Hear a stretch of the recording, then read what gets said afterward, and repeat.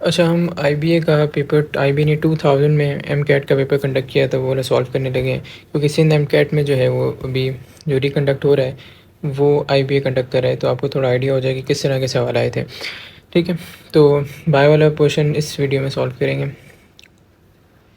अच्छा, सबसे पहले क्वेश्चन है, 30 क्वेश्चन हैं इस पेपर में, 100 मार्क्स का होता था। सबसे पहला क्वेश्चन है रिगार्डिंग बैक्टीरिया, कौन सा सही है ये पूछना चाह रहे हैं। पहली स्टेटमेंट है कि कोकाए जो हैं वो रॉड शेप होते हैं, ठीक है, बट हमने पढ़ा है कि कोकाए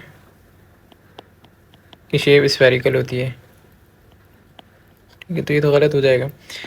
अच्छा, इसके बाद बेसिलाई कह रहे हैं स्पायरल शेप है, मगर हमने पढ़ा है बेसिलाई की शेप होती है रॉड शेप, तो ये भी गलत हो जाएगा। तो इसके बाद ठीक है, तो जो स्पायरल शेप है वो होते हैं स्पायरलम बैक्टीरिया, जो होते हैं वो स्पायरलम बैक्टीरिया, ये स्पायरल शेप होते हैं।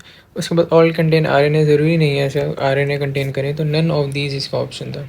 ठीक है, सेकंड क्वेश्चन है क्लैडोमिनास, क्लैडोमिनास के बारे में पूछ रहे हैं। तो क्लैडोमिनास के मैं थोड़े से करेक्टर आपको बता देता हूँ। ये है ग्रीन एल्गी, ठीक है, पहली चीज़। दूसरी चीज़ इसके बारे में क्या है कि ये फ्रेश वाटर में रहता है, फ्रेश वाटर। उसके बाद ये यूनिसेलुलर होते हैं, ठीक है, और इनके पास बायफ्लैजिलेटेड मतलब दो फ्लैजिला मूव करने के लिए मौजूद होते हैं। ठीक है, तो इसका आंसर क्या हो जाएगा अब देख लेते हैं। ये कह रहे हैं कि मल्टी सेलुलर एल्गी, ऐसा नहीं है, मैंने भी बताया कि यूनिसेलुलर है ये। उसके बाद इन्होंने कहा है कि सिंगल फ्लैजिलम, अभी मैंने बताया कि ये दो फ्लैजिला होते हैं, तो ये भी गलत हो जाएगा। उसके बाद ये कह रहे हैं no system of water regulation, ऐसा नहीं है, इसके बाद वाटर रेगुलेशन का सिस्टम मौजूद है। ये ज़ाहिर है पानी में रह रहा है तो वाटर रेगुलेशन का सिस्टम है तो ही रह रहा है। ठीक है, और वाटर रेगुलेशन का सिस्टम क्या है, कॉन्ट्रैक्टाइल वैक्यूल होते हैं इनके पास, कॉन्ट्रैक्टाइल वैक्यूल। वैक्यूल एक ऑर्गेनल है, ये क्या करता है, एक्सेस वाटर को रिमूव कर देते हैं, तो ये वाटर का जो सिंपल सा मैकेनिज्म है इनके पास। उसके बाद has a light sensitive structure, ये बात सही है, ठीक है, इनके पास होता है लाइट सेंसिटिव स्ट्रक्चर, ये इनके पास मौजूद होता है। जो लाइट सेंसिटिव स्ट्रक्चर है वो कुछ ऐसा होता है कि इनके पास आयन चैनल होते हैं, जो लाइट जब पड़ती है लाइट डिटेक्ट करते हैं और वो ओपन हो जाते हैं। ठीक है, मतलब लाइट एक्टिवेटेड आयन चैनल इसको हम नाम देते हैं। उसका दूसरा नाम होता है चैनल रोडोप्सिन्स। अच्छा, एक चीज़ मैं यहाँ पर भी मार्क करता जाता हूँ जो आपके सिलेबस में है, जो नहीं है, तो ये पहले वाला सिलेबस में था, ये दूसरे वाला डायरेक्टली सिलेबस में नहीं है, बट इसका मैंने आपको एक्सप्लेनेशन पूरी बता दी। उसके बाद क्या है, क्रिप्टोगैम्स। ठीक है, क्रिप्टोगैम्स क्या, इनके बारे में पहले आपको बता देता हूँ। ये ऐसी एक टर्म है जो हम यूज़ करते हैं नॉन फ्लावरिंग और non seed bearing plant group के लिए। ठीक है, एक कलेक्टिव टर्म है प्लांट ग्रुप। तो अब यहाँ पर इसका ऑप्शन देख लेते हैं क्या है कि नॉन फ्लावरिंग प्लांट बेस, यही इसका ऑप्शन होगा। ठीक है, तो ये भी आपके सिलेबस में नहीं होगा। फर्स्ट वाला तो है, ठीक है, मैं इसका कलर चेंज करता हूँ, इसको हम इस कलर से मार्क करेंगे। ठीक है, पहले वाला है और दूसरे वाला नहीं है, तीसरे वाला नहीं है। अच्छा, इसके बाद अगला हमारे पास है जो ये कह रहे हैं कि मुलस्क जो है, मुलस्क आपको पता है किंगडम मुलस्क का फाइलम मुलस्का होता है। ठीक है, किंगडम एनिमेलियम में हम पढ़ते हैं। तो मुलस्क के बारे में पूछे हैं, मुलस्क के सारे करेक्टर हैं एक्सेप्ट को ऐसे करेक्टर इन्होंने गलत बताया होगा, वो पूछना चाह रहे हैं। तो ये क्या, अच्छा मुलस्क के मैं आपको पहले थोड़े करेक्टर बता दूं कि इसके पास ओपन सर्कुलेटरी सिस्टम होता है। ओपन सर्कुलेटरी सिस्टम मतलब क्या, ब्लड जो है ओपनली घूम रहा होगा, ब्लड वेसल्स के अंदर नहीं होगा। अच्छा, उसके बाद दूसरा क्या है कि इसके पास नेफ्रीडिया होते हैं, जो कि किडनी का, जो हमारे किडनी का काम है एक्सिस जो वेस्ट है उसको रिमूव करना है, इनके नेफ्रीडिया होते हैं जो एक्सिस वेस्ट को रिमूव करते हैं। ठीक है, तो ये दो इनके मेन करेक्टर्स, और भी काफ़ी करेक्टर्स हैं बट हम वो किंगडम एनिमलियम में पढ़ेंगे। ठीक है, तो अभी क्या कह रहे हैं, वेल डेवलप्ड नर्वस सिस्टम। ठीक है, इनके पास नर्वस सिस्टम होता है, कुछ के पास, कुछ ग्रुप्स के पास वेल डेवलप होता है, कुछ के पास होता है बट नर्वस सिस्टम है, तो हम इसको गलत मार्क नहीं कर सकते। उसके बाद ये कह रहे हैं इनके पास किडनीज़ हैं, हाँ ठीक है, नेफ्रीडिया किडनी का ही काम कर रही है, तो ये भी ठीक होगा। उसके बाद अगला ऑप्शन है नॉस्ट्रल्स फॉर रिस्पायरेशन, ऐसा कहीं नहीं पड़ा, तो यही सही ऑप्शन होगा। और चौथा है circulatory system in the heart, तो ये ठीक है, मैंने बताया ओपन टाइप सर्कुलेटरी सिस्टम मौजूद है, तो ये इसका आंसर जो है सी होगा। तो ये भी आपके सिलेबस में होगा, तो मैं यहाँ पर मार्क कर देता हूँ, ये है सिलेबस में। ठीक है, अच्छा भाई, अब अगला है Crustacea includes all of the following except. ठीक है, अब क्रिस्टेसिया क्या है? ये सब फाइलम है, सब फाइलम किसका? आर्थ्रोपोडा का। ठीक है, इनके कुछ करेक्टर्स मैं आपको पहले बता देता हूँ। बेसिक बेसिक जो करेक्टर यहाँ लिख लेते हैं। सेगमेंटेड बॉडी होती है कि हम वैसे ही इस सवाल से रिलेटेड नहीं आया तो थोड़ा सा हम डिस्कस करते हुए जाएँ। इनकी सेगमेंटेड बॉडी होती है, इनके बाद एक्सोस्केलेटन होता है जो इनकी बाहर सरफेस को कवर करता है। ठीक है, आर्थ्रोपोडा के बेसिक जो स्ट्रक्चर्स हैं वही चीज़ें हैं। इसके बाद जॉइंटेड लिम्स होती हैं। तो ये 3-4 आर्थ्रोपोडा के मेन करेक्टर्स होते हैं। ठीक है, तो अब जो ये वाली है क्रिस्टेसिया जो होते हैं, इनके अंदर कौन कौन आ जाते हैं? इनकी एग्जांपल में क्रैब्स आ जाते हैं, लॉबस्टर्स आ जाते हैं। ठीक है, याद करने वाली चीज़ है। और श्रिम्स आ जाते हैं। ठीक है, और इसकी एग्जांपल में आपके पास क्रे फिश भी आ जाती है। तो अब ऑप्शन में देख लेते हैं, क्रैब्स है, लॉबस्टर है, क्रे फिश है, तो ये ऑस्टर्स नहीं है, तो यही इसका आंसर होगा। तो ये भी आपके सिलेबस में मौजूद है। अगला क्या है? The Dark reaction of photosynthesis. अब डार्क रिएक्शन के बारे में पूछना चाह रहे हैं। डार्क रिएक्शन क्या होता है? डार्क रिएक्शन का दूसरा नाम हम क्या देते हैं? Calvin cycle. ठीक है, पहले होता है लाइट रिएक्शन। लाइट रिएक्शन में प्रोड्यूस होता है एटीपी और एनएडीपी, वो डार्क रिएक्शन में यूज़ होता है। और डार्क रिएक्शन इसको यूज़ करके ग्लूकोज बनाती है, जो मैं आपको ये दिखा भी देता हूँ। ये है आपके पास केल्विन साइकिल। ठीक है, थोड़ा सा ब्लर हो जाएगी। कार्बन डाइऑक्साइड आती है, रूबिस्को यूज़ होता है। ठीक है, 3-फॉस्फोग्लाइसरेट बन जाता है, फिर एटीपी को एडीपी में कन्वर्ट करते हैं। ठीक है, तो ये बन जाएगा आपको 1,3-बिसफॉस्फोग्लाइसरेट। ये 6 मॉलिक्यूल्स होते हैं, ये भी आपके पास 6 मॉलिक्यूल्स होंगे। फिर एनएडीपीएच एनएडीपी में कन्वर्ट होगा और जो बन जाएगा ग्लाइसोलाइड 3-फॉस्फेट। ठीक है, ये भी होंगे आपके पास 6। यहाँ से एक नीचे चला जाता है। ठीक है, ये टोटल 6 हैं और 3 कार्बन वाले हैं, तो 6 × 3 टोटल 18 कार्बन हो रहे हैं यहाँ पर। एक नीचे चला गया, मतलब 6 कार्बन हमारे पास, 3 कार्बन निकल गए, पीछे बचे 5। ठीक है, ये मॉलिक्यूल जो है G3P के पीछे बचेंगे 5। ये नीचे गया, ये ग्लूकोज बनाने में यूज़ हो जाएगा। ठीक है, अच्छा 5 बचे। अब मैंने बताया एक में 3 कार्बन है, तो 5 × 3 कितने हो गए? 15 कार्बन। तो इसको थोड़ा सा स्ट्रक्चर चेंज करके हम ऐसा कंपाउंड बना लेते हैं, इसका नाम होता है राइबोलोज 5-फॉस्फेट। ये 5 कार्बन वाला कंपाउंड है और इसके 3 बना लेते हैं, तो 5 × 3 ये भी 15 कार्बन हो जाएगा। तो हमने कार्बन की अरेंजमेंट की है बस, और कुछ नहीं किया। तो राइबोलोज 5-फॉस्फेट बन के फिर एटीपी एडीपी में कन्वर्ट होगा, राइबोलोज 1,5-बिसफॉस्फेट दोबारा बन जाएगा, साइकिल चलता रहेगा। तो ये तो है आपके पास डार्क रिएक्शन। अगर लाइट रिएक्शन को थोड़ा सा देखें तो यहाँ पर आप देखें, सबसे पहले क्या होता है? फोटो सिस्टम 2 होता है। ठीक है, इस पर लाइट पड़ती है, P680 भी कहते हैं। प्राइमरी इलेक्ट्रॉन रिसेप्टर के पास चले जाते हैं इलेक्ट्रॉन्स। ठीक है, और यहाँ पर जो इलेक्ट्रॉन की कमी हुई है वो वाटर टूट के वाटर स्प्लिट होता है और इलेक्ट्रॉन की कमी पूरी कर देता है। उसके बाद प्लास्टोक्यूनिन, साइटोक्रोम कॉम्प्लेक्स, प्लास्टोसियानिन, ये चल रही है चेन। ठीक है, और इसके बाद फाइनली इसके बाद जाएगा फोटो सिस्टम 1 के पास, जिसके पास P700 है, मतलब कि ये इसके पास 700 लाइट की एब्जॉर्ब करने की मैक्सिमम कैपेसिटी है। ये लाइट एब्जॉर्ब करेगा, यहाँ से भी इलेक्ट्रॉन जाएंगे प्राइमरी इलेक्ट्रॉन एक्सेप्टर के पास, फिर उसके बाद फेरिडॉक्सिन, एनएडीपी, डक्टेज, और फाइनली एनएडीपी एनएडीपीएच में कन्वर्ट हो जाएगा। तो ऐसे हमें यहाँ से एनएडीपीएच मिल जाता है। अब एटीपी कहाँ से मिलेगा? ये यहाँ से जो इलेक्ट्रॉन मूव कर रहे हैं वो नीचे एनर्जी रिलीज़ करते हुए जा रहे हैं, इसलिए ये चेंज जो है डाउन शो की हुई है कि नीचे जहाँ ये ग्राफ नीचे जा रहा है, ये एनर्जी ऑफ इलेक्ट्रॉन्स है, तो नीचे का मतलब है कि एनर्जी कम होती जाएगी। एनर्जी कम होगी तो वहाँ से एटीपी बनता जाता है और केमियोस्मोसिस के प्रोसेस से होता है। ठीक है, ये सारी डिटेल हमने बायोएनर्जेटिक्स में बहुत एक प्रोसेस अच्छी तरह पढ़ा है सारा। ठीक हो गया। अच्छा, जो लोकेशन की बात है, तो ये होता है, ये है कि जो ये क्लोरोप्लास्ट का स्ट्रक्चर है, ये जो स्ट्रोमा है, स्ट्रोमा में होता है डार्क रिएक्शन। और ये जो आपका ग्रेना है, ग्रेना क्या है एक्चुअली? थाइलाकॉइड। ये जो एक सिक्के की तरह स्ट्रक्चर है, इसको नाम दे रहे हैं थाइलाकॉइड का। जब ये सिक्के के स्ट्रक्चर एक दूसरे के आ जाएंगे, गुच्छा बना लेंगे, इसको नाम दे देंगे ग्रेनम का। तो ये इसके अंदर थाइलाकॉइड या ग्रेनम के अंदर ये हो रहा होता है आपके पास लाइट रिएक्शन। ठीक, तो इनकी लोकेशन है। तो पूछें डार्क रिएक्शन ऑफ फोटोसिंथेसिस कहाँ होता है? तो take place in stoma of chloroplast, मैंने बता दिया स्टोमा में होता है। ठीक है, अब आगे ऑप्शन भी देख लेते हैं। इन्वॉल्व इन, ये तो ऑप्शन सही है। इन्वॉल्व फिक्सिंग ऑफ वाटर, ऐसा नहीं है। ठीक है, और लैक्टिक एसिड भी नहीं बनता। टेक प्लेस इन साइटोप्लाज्म भी नहीं, तो यही ऑप्शन है और ये भी आपके सिलेबस में मौजूद है। ठीक है, उसके बाद अगला एमसीक्यू है, the pituitary gland secrete of the following accept, मतलब कौन सा हार्मोन सेक्रीट कर रहा है और कौन सा नहीं कर रहा। देखिए पिट्यूटरी ग्लैंड का भी मैं आपको दिखा देता हूँ कौन कौन से हार्मोन सेक्रीट करता है। ये रहा पिट्यूटरी ग्लैंड।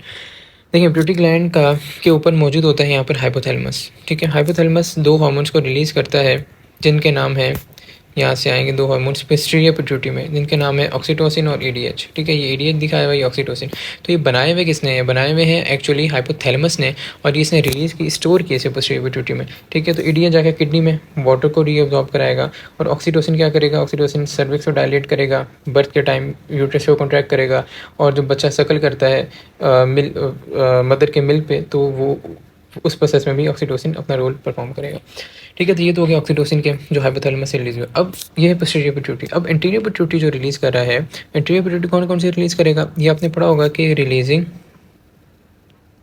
और इनहिबिटिंग फैक्टर्स रिलीज करता है, ठीक है, जिनको हम क्या भी कह सकते हैं, ट्रोपिक फैक्टर्स भी होते हैं। ट्रोपिक फैक्टर्स ऐसी टर्म है कि हम ये इसको ऐसे नाम देते हैं कि ये यहाँ से रिलीज़ हुआ और कहीं और ग्लैंड पे जाके एक्ट करेगा। जैसे मिसाल के तौर पर ये एड्रीनोकॉर्टिकोट्रोपिक हार्मोन रिलीज़ कर रहा है और ये आके एड्रीनल कॉर्टेक्स पे एक्ट कर रहा है, ताकि एड्रीनल कॉर्टेक्स की जो है वो सिक्रीशन, जो भी इसके हार्मोन्स हैं, वो रिलीज़ हो सके, ठीक है। सिमिलरली ये करता है TSH, थायराइड स्टिमुलेटिंग हार्मोन, जो थायराइड पे जाके एक्ट करता है, थायराइड के हार्मोन्स को रिलीज़ कराता है, ठीक है। तो इसके ट्रोपिक हार्मोन्स हैं। ऐसे ही अगर ये यहाँ पर ग्रोथ हार्मोन मेंशन हो, इन्होंने ग्रोथ हार्मोन, ये रहा ग्रोथ हार्मोन, ये मिटा दूँ इसको पहले।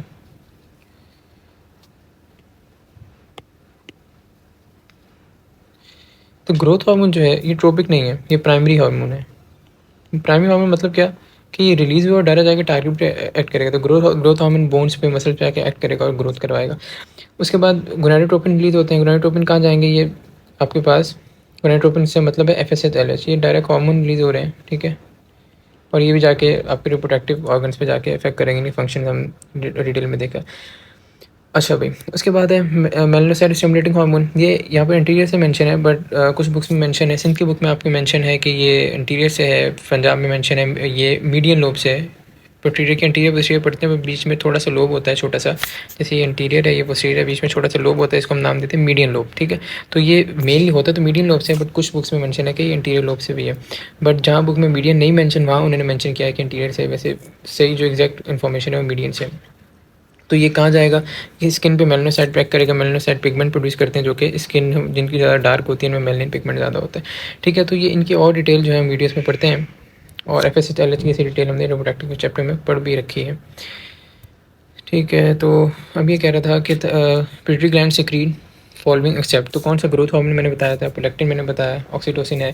तो ये कैल्सिटोनिन नहीं है, कैल्सिटोनिन थायराइड ग्लैंड का हार्मोन है, थायराइड ग्लैंड से रिलीज़ होता है। और ये क्या करता है, ये एक्चुअली कैल्शियम के लेवल को जब ज़्यादा होता है तो प्रोड्यूस होता है, कैल्शियम के लेवल कम कर देता है बाय किससे, कि बोन में जाके डिपॉजिट करा देगा कैल्शियम को, ठीक है। तो ये हो गया। इसके बाद 8 है थायराइड स्टिमुलेटिंग हार्मोन लेवल्स। तो ये थायराइड स्टिमुलेटिंग हार्मोन के लेवल्स पूछना चाह रहे हैं। देखिए TSH कहाँ से रिलीज़ हुआ था, चलिए वो डायग्राम पे दोबारा चल लेते हैं। तो TSH है ये वाला, TSH थायराइड स्टिमुलेटिंग हार्मोन, ये थायराइड पे जाके एक्ट करेगा, और थायराइड के हार्मोन्स होते हैं T3, T4 और कैल्सिटोनिन।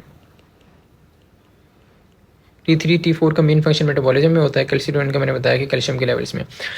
तो अगर तो थायराइड के हार्मोन कम हो, T3 कम हो, T4 कम हो, तो क्या होगा एक्चुअली, थायराइड स्टिमुलेटिंग हार्मोन ने क्या करना है, इसको स्टिमुलेट करना है, तो ये बढ़ना शुरू हो जाएगा ताकि मैं थायराइड को स्टिमुलेट कर सकूँ। तो जब TSH के लेवल ज़्यादा होंगे, क्यों कब ज़्यादा होंगे, जब थायराइड के अपने हार्मोन्स के लेवल कम होंगे, इसने स्टिमुलेट करना है थायराइड को, ठीक है। तो यही चीज़ यहाँ पर मेंशन है कि थायराइड स्टिमुलेटिंग हार्मोन लेवल्स कब होंगे, ये कि पहले कह रहे हैं रेज होंगे, हाइपरथायराइडिज्म नहीं। हाइपरथायराइडिज्म का मतलब ये है कि T3, T4 ज़्यादा हो, तब तो ज़्यादा होंगे, तो जो TSH के लेवल तो कम हो जाएंगे ना, ऑलरेडी ज़्यादा है, तो इसने तो स्टिमुलेट क्यों करेगा और। अच्छा, उसके बाद would be low in patient with hypothyroidism, ये भी गलत है। ये कह रहा है कि TSH कम होगा जिनके अंदर T3, T4 भी कम है, तो ऐसा नहीं है, ठीक है। T3, T4 कम होगा तो TSH बढ़ जाता है ताकि उसको बढ़ा सके T3, T4 को। अगला ऑप्शन यहाँ पर वुड बी लो नहीं है, वुड बी हाई है, ठीक है, ये मिसप्रिंट है। Would be high in patient with hypothyroidism, तो ये ऑप्शन बिल्कुल सही है। जिनमें हाइपोथायराइडिज्म होता है, मतलब T3, T4 कम, उनके अंदर TSH के लेवल ज़्यादा होंगे, जैसे मैंने आपको अभी बताया। और वुड बी अनअफेक्टेड, ऐसा नहीं है। तो ये सी इसका ऑप्शन है। तो आपके जो 7 MCQ नंबर 7 और 8 दोनों सिलेबस में इंक्लूडेड है। अच्छा, इसके बाद है गैस्ट्रुलेशन इन फ्रॉग्स एम्ब्रियो, ये नहीं है, ठीक है, ये आप रहने दें, समझ में नहीं आएगा। अच्छा, उसके बाद है मीजोरम गिव राइज टू। अब मीजोरम क्या होता है, देखिए 3 लेयर्स होती हैं हमारे एम्ब्रियो में, जो गैस्ट्रुलेशन के बाद बनती हैं। एक ऊपर वाली एक्टोडर्म, मिडिल वाली मेसोडर्म और अंदर वाली एंडोडर्म। ठीक है, तो एक्टोडर्म से स्किन वगैरह बननी होती है, मेसोडर्म से आपके रिप्रोडक्टिव स्ट्रक्चर्स बनते हैं, उसके बाद एक्सक्रीटरी स्ट्रक्चर्स बनते हैं, मसल्स वगैरह बनते हैं। ऐसे ही एंडोडर्म से बहुत सारे बॉडी के स्ट्रक्चर्स बनते हैं। ऐसा इतना आपके लिए इस लेवल पे बहुत इंपॉर्टेंट नहीं है, आपके सिलेबस में भी नहीं है। बट ये कह रहे हैं मेसोडर्म का एक्चुअली पता होना चाहिए। ऐसे याद रख सकते हैं, मेसो एम से आता है मसल्स, बॉडी के जो मसल्स हैं यूजुअली मेसोडर्म से, जो एम्ब्रियो की मिडल वाली लेयर है इससे बनने होते हैं। तो मसल यहाँ पे कौन सा है, लेंस ऑफ आई नहीं है, लिवर चलें स्मूथ मसल है, बट हम डायरेक्टली मसल पे जाएं टीथ इनेमल नहीं, तो हार्ट जो है इसका कार्डिक मसल, ये इससे आपके पास ड्राइव हो रहा होगा, डी ऑप्शन हो जाएगा। ठीक है, तो ये आप कह भी सकते हैं सिलेबस में है और कह भी सकते नहीं है, बट आप इसको रख लें सिलेबस में, इतना ध्यान में होना चाहिए। उसके बाद gases exchange in planaria take place by means of, अब प्लेनेरिया में गैसेज एक्सचेंज कैसे होता है, तो डिफ्यूजन से होता है, सिंपल, बस बॉडी सरफेस से हो जाएगा। ठीक है, सिंपल है ये। उसके बाद ये भी सिलेबस में है। उसके बाद MCQ number 12, retina contain light sensitive receptors called, हम कहते हैं आंख का पर्दा। ठीक है, आंख का पर्दा को हम नाम देते हैं रेटिना का। ठीक है, रेटिना, जैसे अगर मैं आई का स्ट्रक्चर बनाऊँ, ये आगे वाली तरफ है इंटीरियर, और पीछे की तरफ यहाँ पर आंख का पर्दा होता है पीछे साइड। इसके अंदर दो तरह के सेल्स होते हैं, एक रॉड्स होते हैं, एक कोन्स होती हैं। रॉड जो है ये जो है ब्राइट लाइट में और कलरफुल लाइट को डिटेक्ट करने में मदद करते हैं। कोन्स जो हैं ये डिम लाइट को डिटेक्ट करने में मदद करती हैं। ठीक, तो यहाँ पर क्या मेंशन है, रेटिना के अंदर दो तरह के होते हैं, रॉड्स और कोन्स, दोनों तरह के होते हैं। और मैंने बता दिया है रॉड्स क्या करती हैं, ब्राइट लाइट और कलरफुल लाइट, और कोन्स करती हैं डिम लाइट को। ठीक है, ये भी आपके सिलेबस में बन जाएगा। ठीक है, इसको ध्यान में ये चीज़ होनी चाहिए, बेसिक है। उसके बाद excretory system of grass hopper consist of, अच्छा ग्रास हॉपर जो है ये फाइलम आर्थ्रोपोडा से बिलोंग करता है, पहली चीज़। और इसके एक्सक्रीटरी सिस्टम में मेलफिजियन ट्यूब्यूल्स होती हैं। अब क्या होती हैं, तो मैं थोड़ा सा इसका स्ट्रक्चर दिखा दूँ, और क्यों होती हैं इसका तो आंसर नहीं होगा, क्योंकि ये तो यार एनिमेलिया आपको पता है मेजॉरिटी याद करने वाला होता है। तो ये मेलफिजियन ट्यूब्यूल्स हैं। ठीक है, ये एक्सक्रीटरी सिस्टम इनके वेस्ट वगैरह को रिमूव करी होंगी, तो ये सिंपल है। उसके बाद विच ऑफ द फॉलोइंग, तो ये भी है सिलेबस में। उसके बाद which of the following cnidarians live in colonies, अच्छा कॉलोनीज बना के मतलब आपस में कौन से नाइडेरियंस रहते हैं, तो वो है आपके पास आंसर जेलीफिश होती है। ठीक है, जेलीफिश के कुछ करेक्टर भी मैं बता दूं कि ये एक तो फिश नहीं है। ठीक है, ये इनवर्टिब्रेट, मतलब ऐसा ऑर्गेनिज्म है जिनकी बैकबोन मौजूद नहीं होती, इनको इनवर्टिब्रेट कहते हैं। जैसे हम लोग हैं, हमारी बैकबोन है तो हम वर्टिब्रेट्स हैं। ठीक है, उसके बाद इनके पास एक प्रोजेक्शन टाइप स्ट्रक्चर्स होते हैं, मतलब अगर ये जेली फिशेज इससे बाहर ऐसे स्ट्रक्चर निकल रहे होंगे, इसको नाम देते हैं टेंटिकल्स। टेंटिकल्स क्या करते हैं, एक तो इसका जो प्रे है, शिकार है, उसको पकड़ने में मदद करते हैं। ठीक है, इसके शिकार को, ताकि अपना खाना पूरा कर सके। उसके बाद जो एक और इसका स्ट्रक्चर होता है, इसका माउथ जो है इसकी बॉडी के सेंटर में होता है। अगर ये प्लेनेरिया की बॉडी है तो सेंटर में इसका माउथ होगा।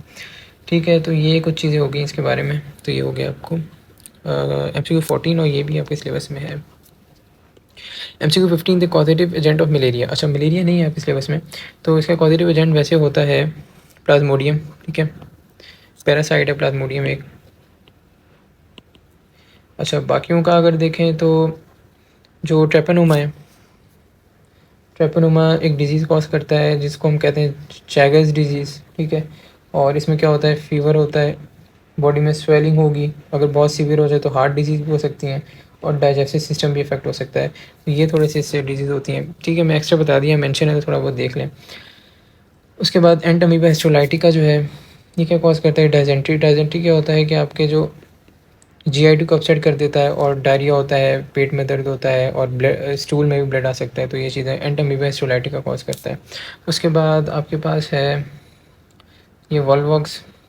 तो वॉल्वॉक्स जो है ये ऐसा कोई डिजीज़ कॉज नहीं कर रहा होता, इसको न्यूट्रिशंस के भी ले रहे होते हैं, तो ऐसे इसके यूजेस होते हैं, ऐसे इंपॉर्टेंट नहीं।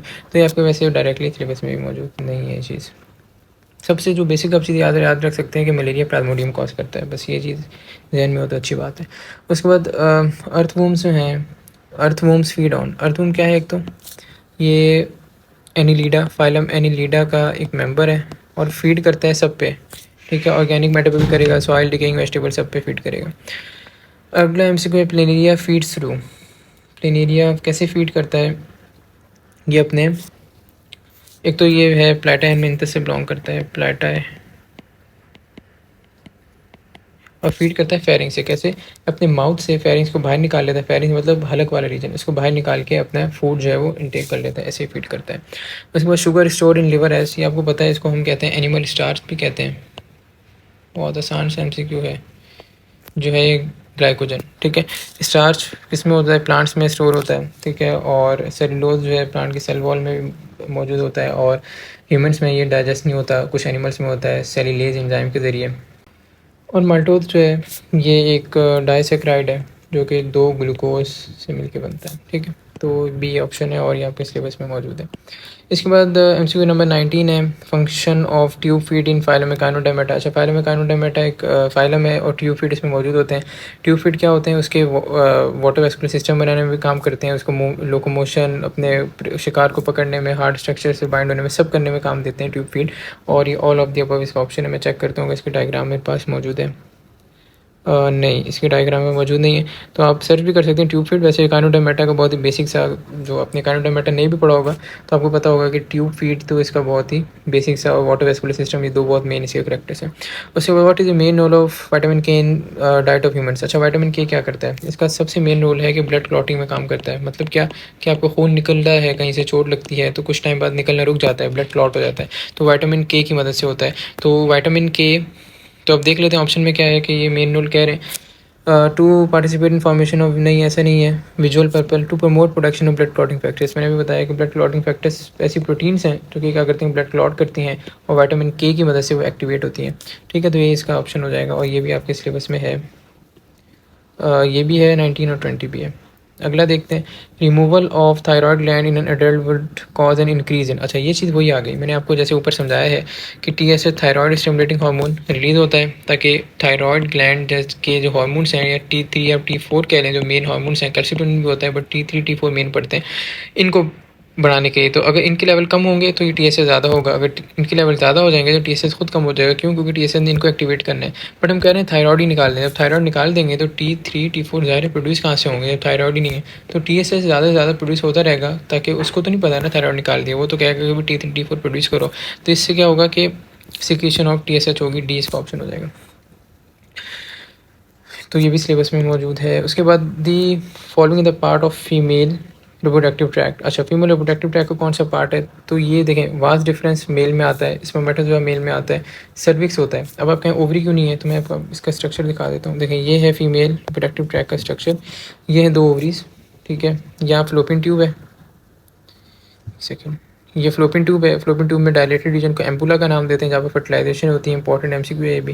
फिर ये चले जाते हैं अंदर यूट्रस में, ठीक है। यूट्रस की लेयर होती है, एंडोमेट्रियम, मायोमेट्रियम, पेरीमेट्रियम। फिर ये सर्विक्स है, ठीक है, नीचे ये वजाइना है, ठीक है। तो ओवरी को क्यों नहीं कह रहे हैं? देखिए, जो यहाँ से मूवमेंट हो रही है, यहाँ पर आए फर्टिलाइजेशन हुई, ठीक है। मैं कलर चेंज कर दूँ, यहाँ फर्टिलाइजेशन हुई, ठीक है। फर्टिलाइजेशन के बाद मूव करेगा आपका जो फर्टिलाइज एग है, यहाँ आके इम्प्लांट होगा, फिर जब बच्चा पैदा होगा तो सर्विक्स से वजाने से जाएगा। तो ये कोई ट्रैक में नहीं आ रहा है, तो ये सिर्फ एग रिलीज़ कर रहा है, हार्मोन्स एस्ट्रोजन प्रोजेस्टेरॉन रिलीज़ कर रहा है, तो ये ट्रैक नहीं बना रहा। तो इस वजह से ओवरी को नहीं काउंट करते, सर्विक्स को काउंट करें। The specificity of enzyme is due to there.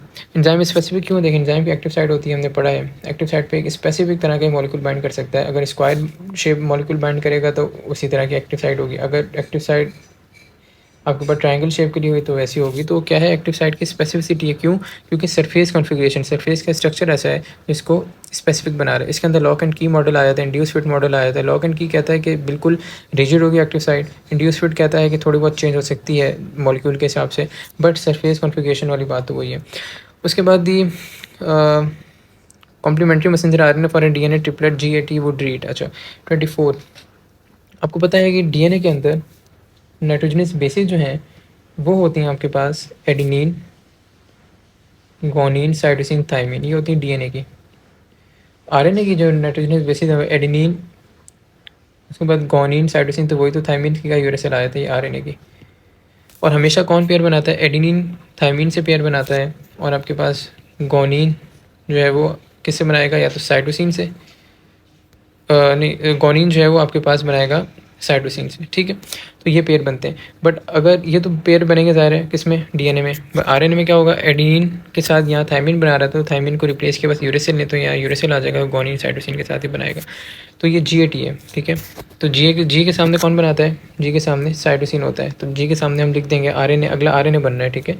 एक जो है वो डीएनए है जीएटी, और इससे मैसेंजर आरएनए बनाना है। तो जी किसका है, डीएनए का, इसके सामने कौन लगेगा, इसके सामने लग जाएगा जी के सामने साइटोसिन, ठीक है। तो जी के साथ मैं लिख देता हूँ यहाँ पर साइटोसिन लग गया।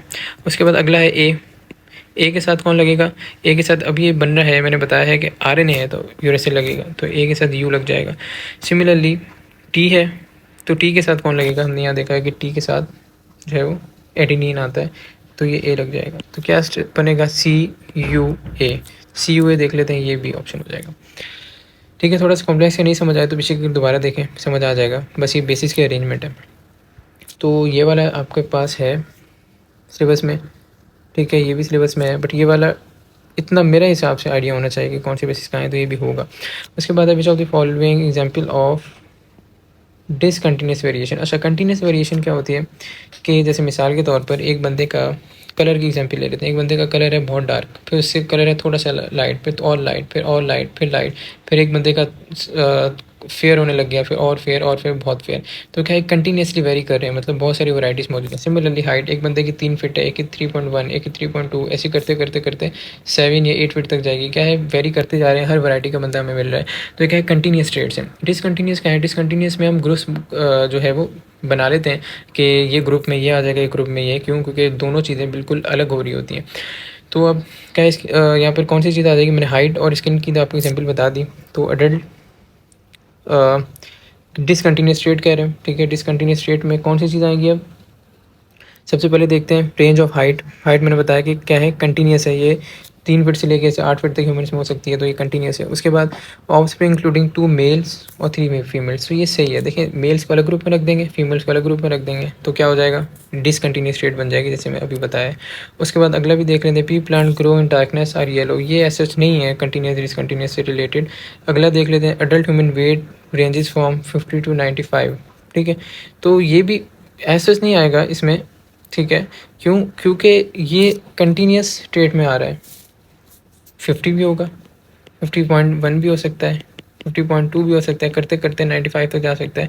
तो हर वैरायटी का बंदा हमें मिल जाएगा, तो ये भी नहीं होगा, तो बी ऑप्शन होगा इसका, और ये भी आपके सिलेबस में मौजूद है। अगला देख लेते हैं, ये approx width of cell membrane. तो अल्लाह ना करे ऐसे MCQ आए, बट बहुत मुश्किल होते हैं ऐसे MCQ डील करना। 7 से 10 नैनोमीटर होती है, ठीक है। बस याद करने वाला है, और तो कुछ नहीं हो सकता। Which of the following is part not a part of seed. अच्छा, सीड के कौन कौन से पार्ट होते हैं। अच्छा, तो यहाँ पर एक चीज़ है, सीड के बेसिक पार्ट्स में देखें तो एम्ब्रियो आ जाता है, ठीक है, एम्ब्रियो। और है फूड स्टोर जहाँ होता है, उसको एंडोस्पर्म का नाम देते हैं। और एक सीड कोट होता है जिसको कवर कर रहा होता है। थोड़ा सा और कॉम्प्लेक्स में जाएँ तो एक प्लेम्यूल भी आ जाता है जो कि फोटोसिंथेसिस परफॉर्म करता है, P C plumule, P C photosynthesis. Testa आ जाता है जो कि इसको इन्वायरमेंटल सीवियर कंडीशन हो जाए तो उससे बचाता है। उसके बाद कॉटिलेडिन है, इसको सपोर्ट वगैरह प्रोवाइड करता है। कुछ स्ट्रक्चर्स हो गए आपके पास सीड के। तो कह रहे हैं not a part of seed, तो not a part of seed में क्या आ जाएगा, प्लेम्यूल हमने देख लिया, टेस्टा देख लिया, उसके बाद कॉटिलेडिन देख लिया, पेरिकार्प नहीं था, तो यही है, बट डायरेक्टली सिलेबस में नहीं है। तो ये है, सेल मेम्ब्रेन वाला आ सकता है, ये सिलेबस में नहीं है। उसके बाद 28 ये कह रहे हैं कि अमीबा क्या कॉज करता है। तो हमने देखा था कि अमीबा जो है वो ऊपर भी देखा था, डायजेंट्री कॉज कर रहा था। डायजेंट्री क्या है कि आपकी GIT का इन्फेक्शन है, जिससे डायरिया होगा, पेट में दर्द होगा, और स्टूल में भी ब्लड आ सकता है, ठीक है। अच्छा भाई, तो मलेरिया का हम कॉजेटिव एजेंट ऊपर देख चुके थे। उसके बाद स्लीपिंग सिकनेस है, जो हमारे पास स्लीपिंग सिकनेस है वो कॉज करता है ट्रेपैनोसोमा पैरासाइट, ये कॉज करता है। इसमें क्या होता है, इसमें मसला क्या कहाँ आ रहा होता है, फीवर होगा, हेडेक होगा, जॉइंट पेन होगा, इचिंग होगी। उसके बाद आपके पास स्लीप डिस्टर्बेंस होंगी, और कन्फ्यूजन, अगर ब्रेन को इफेक्ट करते हैं, कन्फ्यूजन होगी, बिहेवियर चेंज होंगे। उसके बाद ये तो हो गया स्लीपिंग सिकनेस का। उसके बाद गैंग्रीन क्या है, गैंग्रीन है कि जब भी बॉडी टिश्यू को ब्लड सप्लाई कम हो जाए, तो इस वजह से डेड हो जाए, या कोई इंजरी हो जाए बॉडी टिश्यू डेड डेड हो जाए तो इसको गैंग्रीन कहते हैं। तो बस सिंपल क्या है कि अमीबा क्या कर रहा है, डिजेंट्री कॉज कर रहा है। कौन सा? एंट अमीबा स्फिलाइटी का। ठीक है, अगला अगला देखते हैं। अच्छा ये वाला नहीं, सिलेबस में ऐसे नहीं है वैसे। अच्छा अगला जो है वो है 29, and action potential in the muscle fibre causes release of calcium ions from. अच्छा तो यहाँ पर टी ट्यूब्यूल का मैं कॉन्सेप्ट थोड़ा सा आपको रिवाइज करा देता हूँ। देखें ये टी ट्यूब्यूल होता है, अगर जो मसल की सेल को हम सार्कोलेमा कहते हैं, सेल मेम्ब्रेन को, ये मसल है अगर उसकी सेल मेम्ब्रेन को सार्कोलेमा कहते हैं, कहीं कहीं वो ऐसे इन्वेजिनेट की होती है। तो ये एक इन्वेजिनेशन दिखाई है, ये जो इन्वेजिनेशन अंदर की तरफ गई है इसको टी ट्यूब्यूल का नाम देते हैं, और उसकी दोनों तरफ सार्कोप्लाज्मिक रेटिकुलम होते हैं। कि ये यहाँ होगा सार्कोप्लाज्मिक रेटिकुलम और ये केस शो किया हुआ है। तो ये दोनों को, ये दोनों से, ये वाला सार्कोप्लाज्मिक रेटिकुलम ये वाला और टी ट्यूब्यूल को मिला के हम ट्राइड का नाम दे रहे होते हैं।